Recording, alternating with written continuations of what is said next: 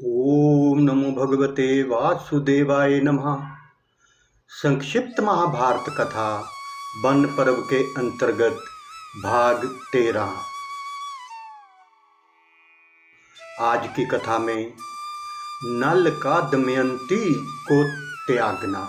दमयंती को संकटों से बचते हुए दिव्य ऋषियों के दर्शन और राजा सुबाहु के महल में निवास तथा नल का रूप बदलना, ऋतुपर्ण के यहाँ सारथी होना, भीम के द्वारा नल दमयंती की खोज और दमयंती का मिलना।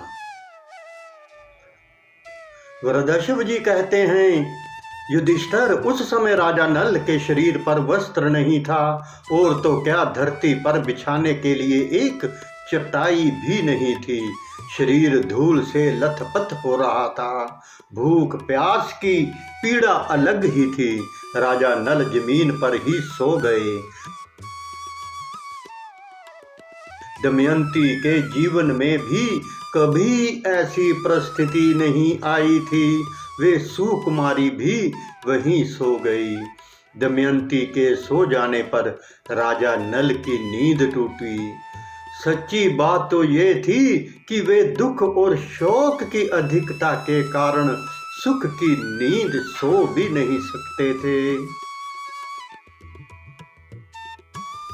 आंख खुलने पर उनके सामने राज्य के छिन जाने, सखे संबंधियों के छूटने और पक्षियों के वस्त्र लेकर उड़ जाने के दृश्य एक एक करके आने लगे। वे सोचने लगे, दमयंती मुझ पर बड़ा प्रेम करती है, प्रेम के कारण ही वह इतना दुख भी भोग रही है। यदि मैं इसे छोड़कर चला जाऊंगा तो ये अपने पिता के घर चली जाएगी। मेरे साथ तो इसे दुख ही दुख भोगना पड़ेगा। यदि मैं इसे छोड़कर चला जाऊं तो संभव है कि इसे सुख भी मिल जाए। अंत में राजा नल ने यही निश्चय किया कि दमयंती को छोड़कर चले जाने में ही भला है। दमयंती सच्ची पतिव्रता है। कोई भी इसके सतीत्व को भंग नहीं कर सकता। इस प्रकार त्यागने का निश्चय करके और सतीत्व की ओर से निश्चिंत होकर राजा नल ने ये विचार किया, मैं नंगा हूँ और दमयंती के शरीर पर भी केवल एक ही वस्त्र है। फिर भी इसके वस्त्र में से आधा फाड़ लेना ही श्रेयस्कर है, परंतु फाड़ूं कैसे? शायद ये जाग जाए। वे धर्मशाला में इधर उधर घूमने लगे। उनकी दृष्टि एक बिना म्यान की तलवार पर पड़ गई। राजा नल ने उसे उठा लिया और धीरे से दमयंती का आधा वस्त्र फाड़कर अपना शरीर ढक लिया। दमयंती नींद में थी।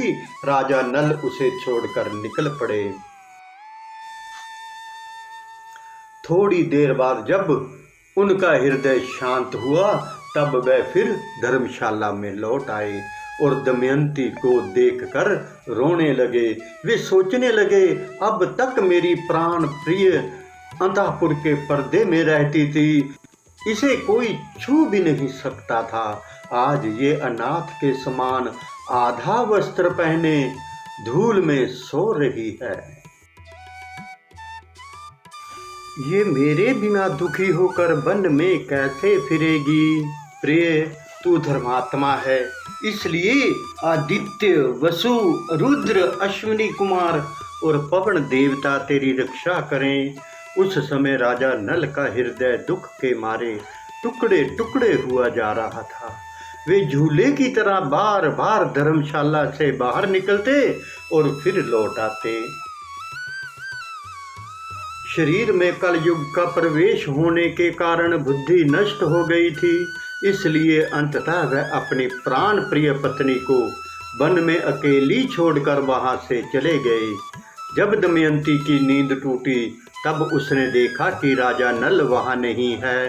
वे आशंका से भरकर पुकारने लगी, महाराज, स्वामी, मेरे सर्वस्व, आप कहाँ हैं? मैं अकेली डर रही हूँ, आप कहाँ गए?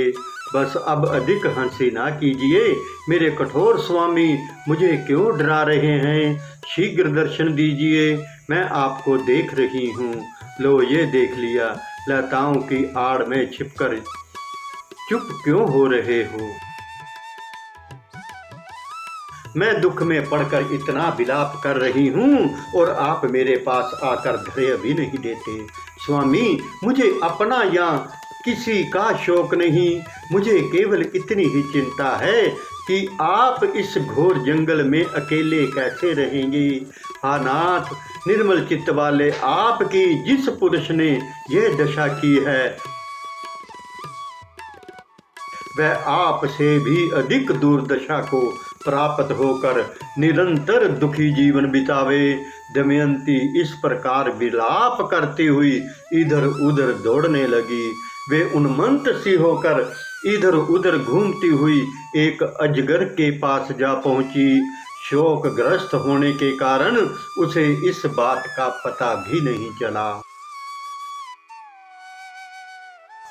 अजगर दमयंती को निगलने लगा। उस समय भी दमयंती का चित्त में अपनी नहीं राजा नल की ही चिंता थी कि वे अकेले कैसे रहेंगे।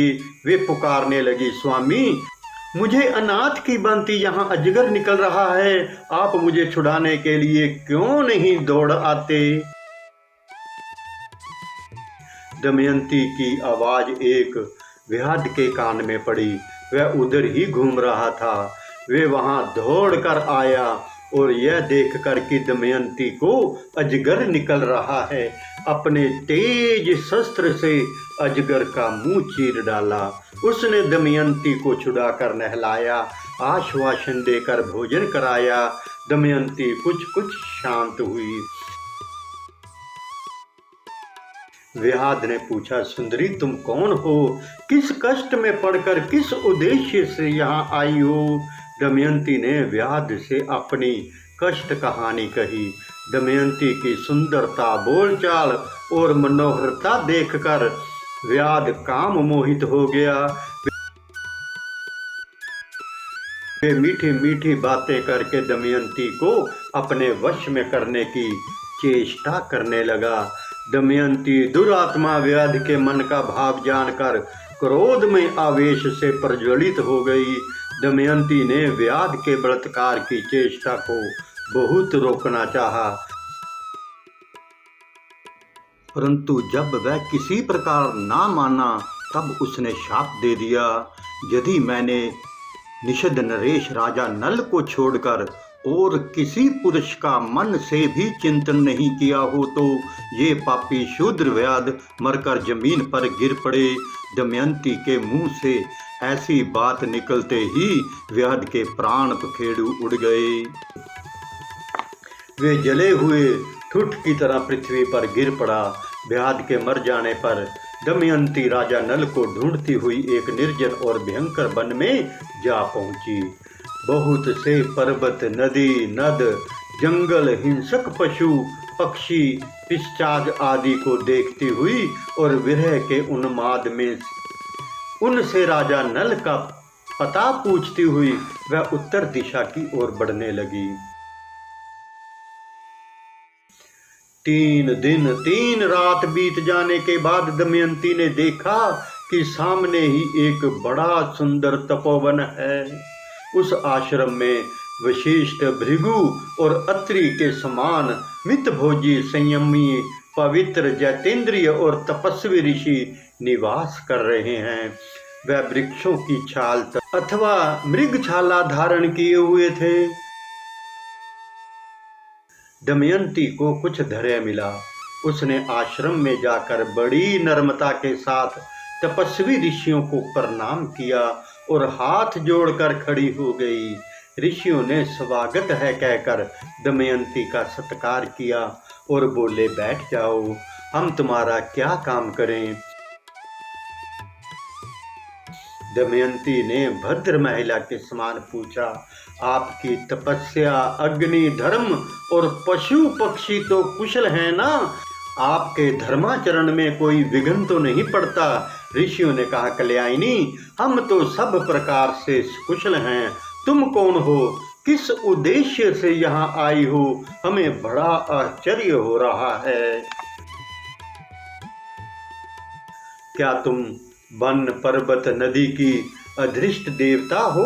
दमयंती ने कहा, महात्माओं, मैं कोई देवी देवता नहीं, एक मनुष्य स्त्री हूँ। मैं विदर्भ नरेश राजा भीमक की पुत्री हूँ। बुद्धिमान, यशस्वी एवं वीर विजयी निषिद्ध नरेश महाराज नल मेरे पति हैं। कपटद्यूत के विशेषज्ञ एवं दुरात्मा पुरुषों ने मेरे धर्मात्मा पति को जुआ खेलने के लिए उत्साहित करके उनका राज्य और धन ले लिया है। मैं उन्हीं की पत्नी दमयंती हूँ। संयोगवश वह मुझसे बिछड़ गए हैं। मैं उन्हीं रणबुंकरे शस्त्र विद्या कुशल एवं महात्मा पति देव को ढूंढने के लिए वन वन भटक रही हूँ। मैं यदि उन्हें शीघ्र ही नहीं देख पाऊंगी तो जीवित नहीं रह सकूंगी। उनके बिना मेरा जीवन निष्फल है। वियोग के दुख को मैं कब तक सह सकूंगी? तपस्वियों ने कहा, कल्याणी, हम अपनी तप शुद्ध दृष्टि से देख रहे हैं कि तुम्हें आगे बहुत सुख मिलेगा और थोड़े ही दिनों में राजा नल का दर्शन होगा। धर्मात्मा निषिद्ध नरेश थोड़े ही दिनों में समस्त दुखों से छूटकर संपत्तिशाली निषिद्ध देश पर राज्य करेंगे। उनके शत्रु भयभीत होंगे, मित्र सुखी होंगे और कुटुंबी उन्हें अपने बीच में पाकर आनंदित होंगे। इस प्रकार कहकर वे सब तपस्वी अपने आश्रम के साथ अंतर्ध्यान हो गए। ये आश्चर्य की घटना देखकर दमयंती विस्मृत हो गई। वे सोचने लगी, ओह, मैंने ये स्वप्न देखा है क्या? ये कैसी घटना हो गई? वे तपस्वी आश्रम, पवित्र सलिला नदी, फल फूल से लदे हरे भरे वृक्ष कहाँ गए? दमयंती फिर उदास हो गई। उसका मुख मुरझा गया।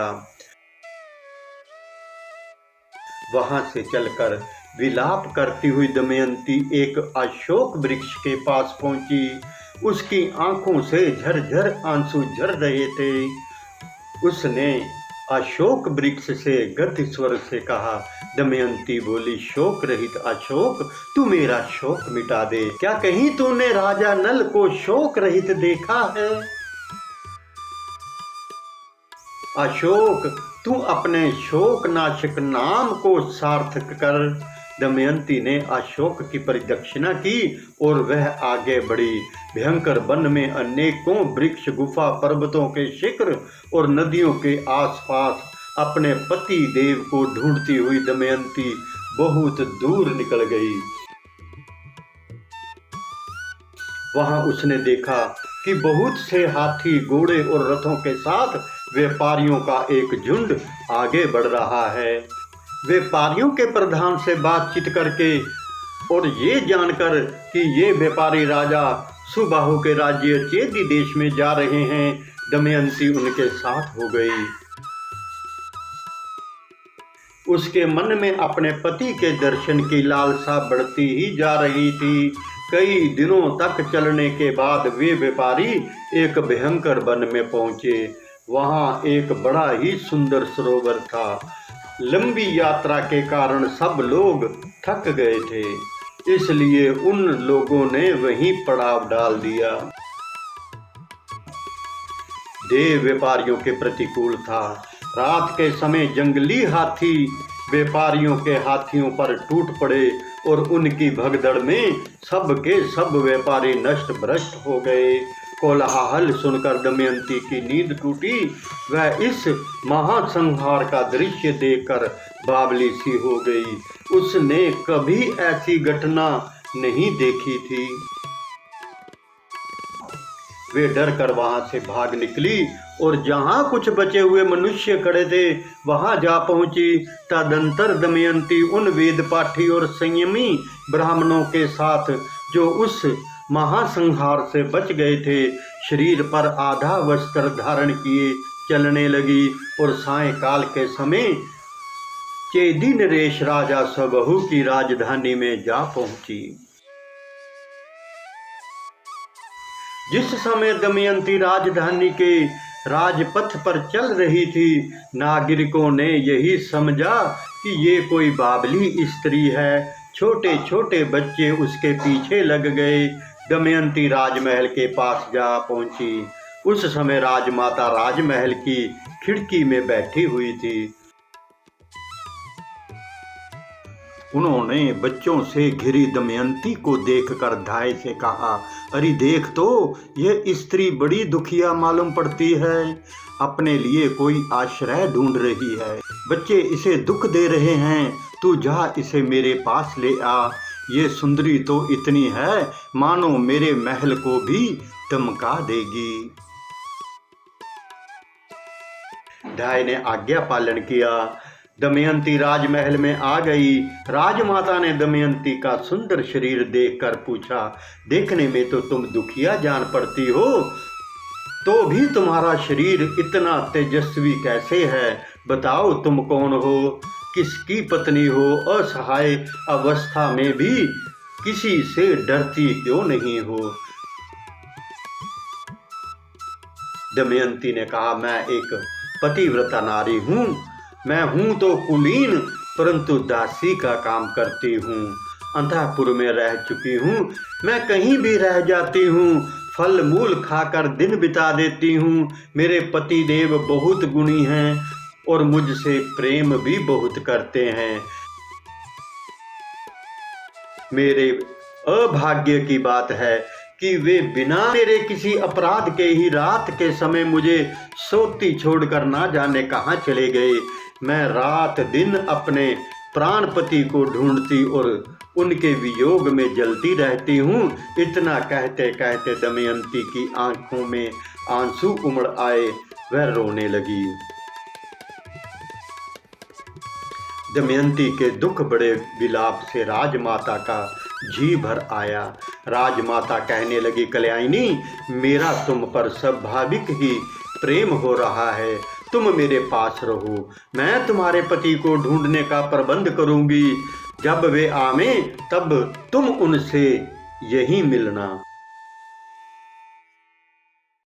दमयंती ने कहा, माता जी, मैं एक शर्त पर आपके घर रह सकती हूँ। मैं कभी झूठा ना खाऊंगी, किसी के पैर नहीं धोऊंगी और पर पुरुष के साथ किसी प्रकार भी बातचीत नहीं करूंगी। यदि कोई पुरुष मुझसे दुश्चेष्टा करे तो उसे दंड देना होगा। बार बार ऐसा करने पर उसे प्राणांत दंड भी देना होगा। मैं अपने पति को ढूंढने के लिए ब्राह्मणों से बातचीत करती रहूंगी। आप यदि मेरी ये शर्त स्वीकार करें तब तो मैं रह सकती हूँ, अन्यथा नहीं।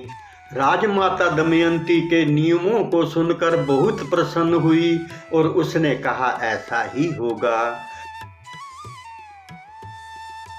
तदंतर उन्होंने अपनी पुत्री सुनंदा को बुलाया और कहा, बेटी देखो, इस दासी को देवी समझना। ये अवस्था में तुम्हारे बराबर की है, इसलिए इसे सखी के समान राजमहल में रखो और प्रसन्नता के साथ इससे मनोरंजन करती रहो। सुनंदा प्रसन्नता के साथ दमयंती को अपने महल में ले गई। दमयंती अपने इच्छा अनुसार नियमों का पालन करती हुई महल में रहने लगी।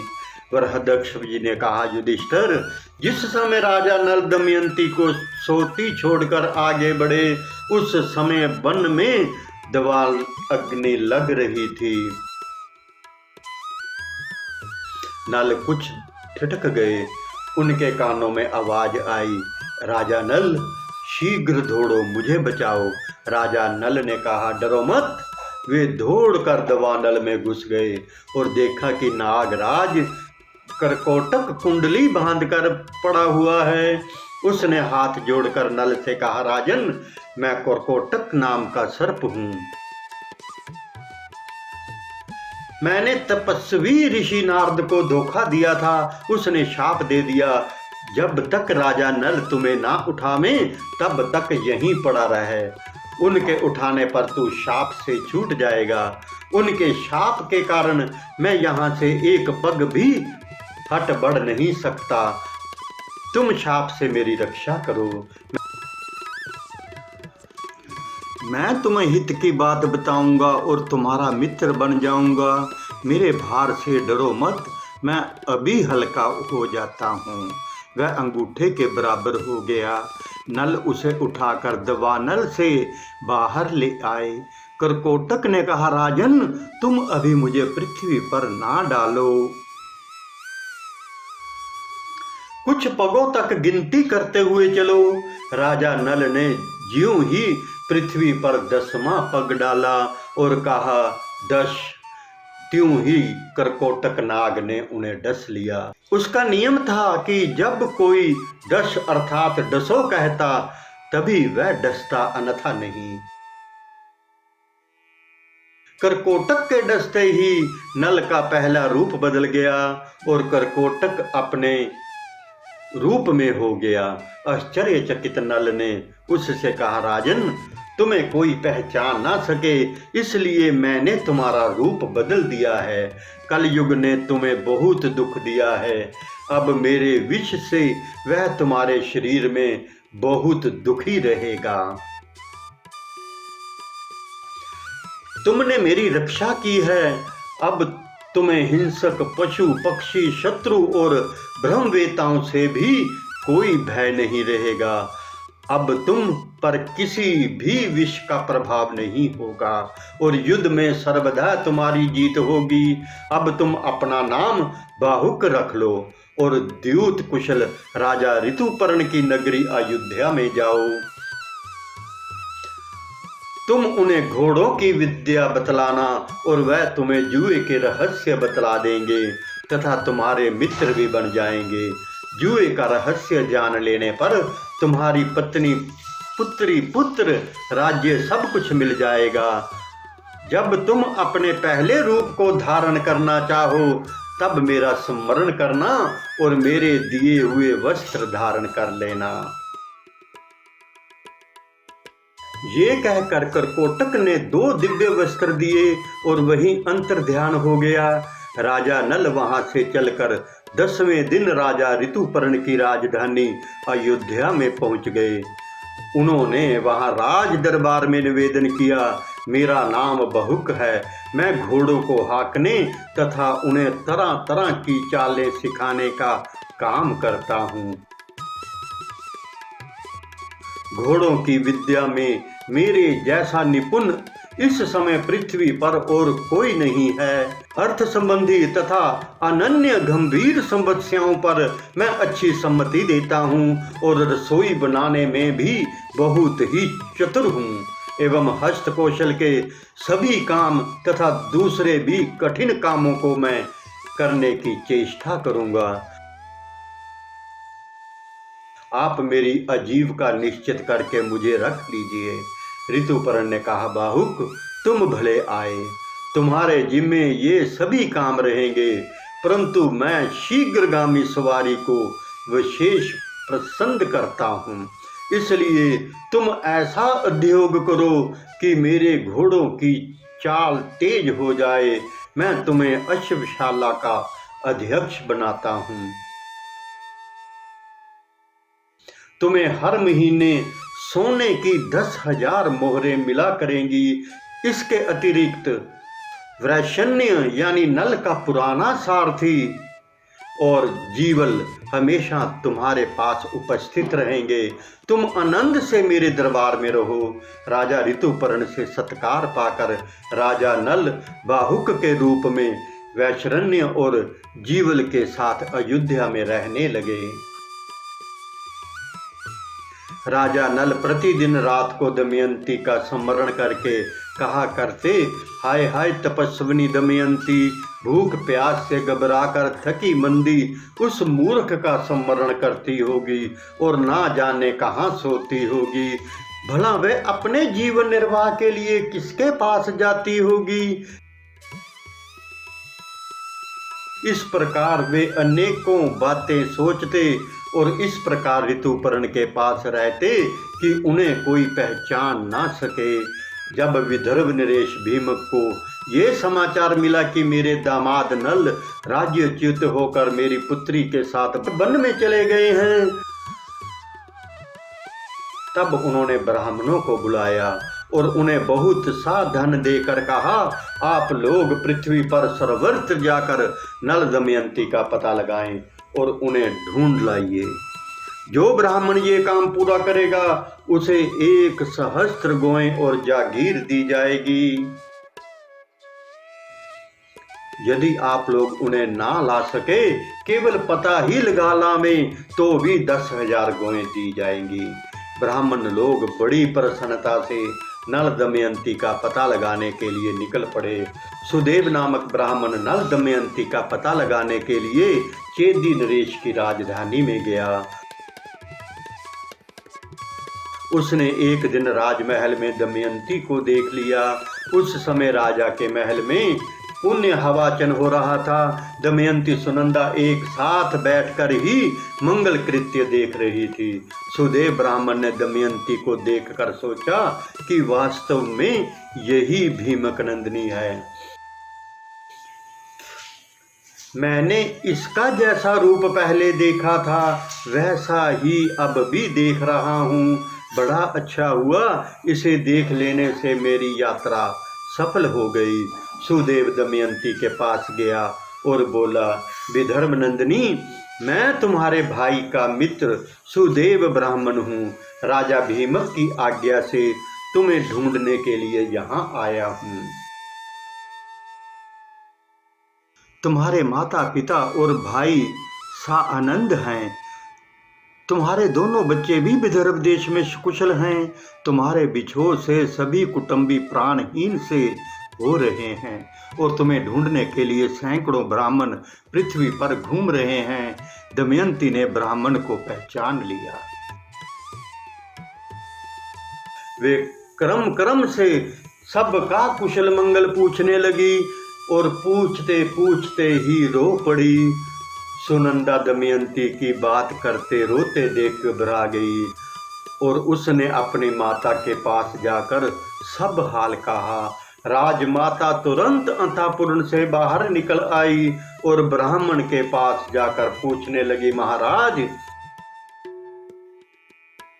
ये किसकी पत्नी है, किसकी पुत्री है, अपने घर वालों से कैसे बिछड़ गई है, तुमने इसे पहचाना कैसे?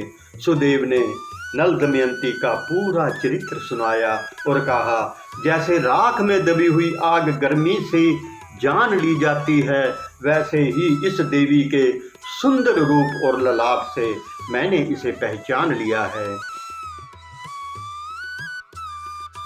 सुनंदा ने अपने हाथों से दमयंती का ललाट धो दिया, जिससे उसकी बाहों के बीच का लाल चिन्ह चंद्रमा के समान प्रकट हो गया।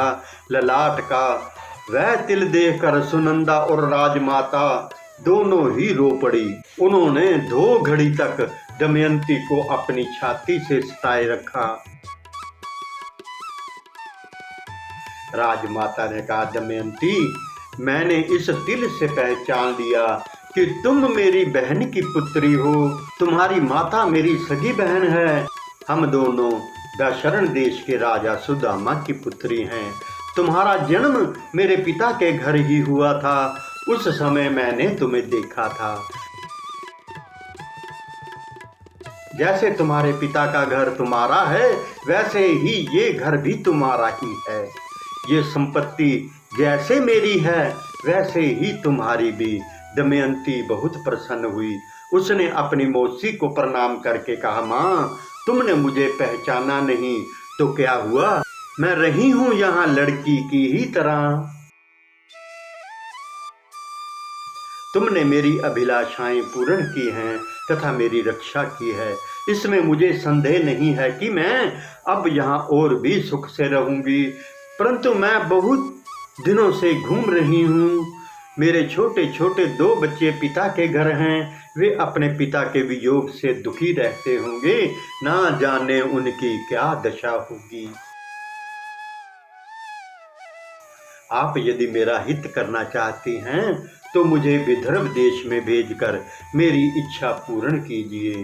राजमाता बहुत प्रसन्न हुई उसने अपने पुत्र से कहकर पालकी मंगवाई। भोजन, वस्त्र और बहुत सी वस्तुएं देकर एक बड़ी सेना के संरक्षण में दमयंती को विदा कर दिया। विदर्भ देश में दमयंती का बड़ा सत्कार हुआ। दमयंती अपने भाई, बच्चे, माता पिता और सखियों से मिली। उसने देवता और ब्राह्मणों की पूजा की। राजा भीम को अपनी पुत्री के मिल जाने पर बड़ी प्रसन्नता हुई।